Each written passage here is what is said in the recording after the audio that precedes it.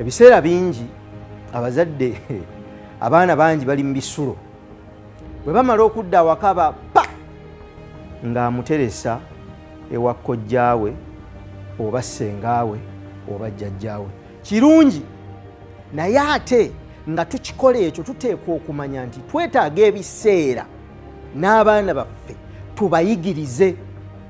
Gwe weetaaga ebiseera okusomesa abaana bo n'okubayigiriza biki bye bateekwa okumanya mu nsi, naye ggwe olituula ddi n'abaana bo obabuulire? Nze nno kambabuulire, ebintu bingi bye njogera si byange, byebyo ebimu ku kitaffe bye yatutuuzanga n'atubuulira. Mu biseera taata we yatubuuliriranga ebintu bino bingi twali bato, ng'oba oliawo yali alowooza abibuulira bakulu baffe, naye byewandiikanga mu bwongo bwaffe. Bwe tugenze tukula, ebintu bino bitandise okudda ng'amaloboozi agoogera eri obulamu bwaffe.